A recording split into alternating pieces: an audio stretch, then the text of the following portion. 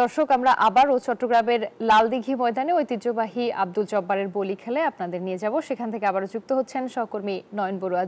জয়, আপনি কিছুক্ষণ আগে যেমনটি জানিয়েছিলেন যে বেশ জমে উঠেছে এই খেলা, এখনকার পরিস্থিতি জানাবেন। ধন্যবাদ আপনাকে। আমরা একটু আগেও কিন্তু দেখানোর চেষ্টা করছি, দেখতে পাচ্ছেন যে এখন আনুষ্ঠানিক উদ্বোধন হয়েছে। এখানে শক্তিধর যারা আছেন কুস্তিগিররা, তারা কিন্তু তাদের লড়াই কিন্তু তারা শুরু করেছেন। বেলুন উড়িয়ে সিএমপি কমিশনার হাসিবা আজিজ কিন্তু উদ্বোধন করছেন। উদ্বোধনের পরে কিন্তু যারা কুস্তিগির, দেশের স্বনামধন্য যারা কুস্তিগিররা তারা যারা এসেছেন, এখানে 90 জন তারা প্রতিযোগিতায় অংশ নিয়েছে বলে আমাদেরকে জানিয়েছেন। 120 জন এসেছিল, এর মধ্যে ইয়েস কার্ড পেয়েছে 90 জন। তাদেরকে নিয়ে কিন্তু আসলে খেলা শুরু হয়েছে। এখানে কানায় কানায় পূর্ণ লালদিঘির ঐতিহাসিক যে ময়দানটি, এই ময়দানটি দেখতে পাচ্ছেন যে চারিদিকে কিন্তু আমরা দেখছি লোকারণ্য কিন্তু দেখা যাচ্ছে। বিভিন্ন জায়গায় কিন্তু এখানে দর্শকদের, এখানে যারা দেখতে এসেছেন দর্শনার্থীদের ভিড় কিন্তু অনেকটাই বেড়েছে।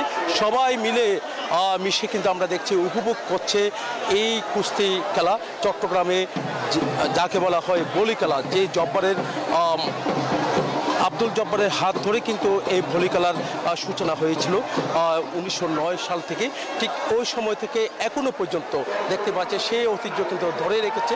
তো এখানে চট্টগ্রামের যে বান্ডেল থাকলে প্রতি সেনমানিতে টাকা বাঁচবে।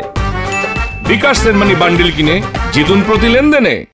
সেই সংস্কৃতির একটি অংশ জব্বারের ভলি খেলা। এই কারণে এখানে যারা কুস্তিগিররা দেশের প্রত্যন্ত অঞ্চলে যারা আছেন, তারা কুস্তি খেলায় অংশ নেন, তারা এই বলি খেলার জন্য অপেক্ষা করেন। আজকেও তার কোনো ব্যতিক্রম আমরা দেখছি না। গতবার যারা এখানে চ্যাম্পিয়ন হয়েছেন কুমিল্লার থেকে যারা এসেছিলেন, তারাও কিন্তু অংশ নিয়েছেন। আমরা দেখছি সবাইকে কিন্তু এখানে যারা কুস্তিগিররা আছেন, তাদের যে দুই টিম করে কিন্তু আসলে একসাথে এক মঞ্চে 2 টিম করে খেলা চলছে। এখন কোয়ার্টার ফাইনালের চলছে, এরপরে সেমিফাইনাল হবে। পরে কিন্তু আসলে ফাইনালে 2 জনের মধ্যে যে লড়াই, সেই লড়াই থেকে যে চ্যাম্পিয়ন হবে তাকে সিটি কর্পোরেশনের মেয়র ডাক্তার শাহাদাত হোসেনের যে ট্রফি, সেটি কিন্তু তুলে দেওয়া হবে। সব মিলে বলা যায় কিন্তু আইনশৃঙ্খলা বাহিনী খুব সতর্ক অবস্থান আছে। তার কারণে কিন্তু যে বৈশাখী মেলা, খেলাকে ঘিরে যে বৈশাখী মেলা, সেই বৈশাখী মেলায় কিন্তু আমরা দেখছি খুব শান্তিপূর্ণভাবে বৈশাখী মেলা চলছে। প্রায় 1 থেকে 3 কিলোমিটার পর্যন্ত সড়ক জুড়ে বৈশাখী মেলায় তারা পোস্টার সাজিয়ে বসেছেন।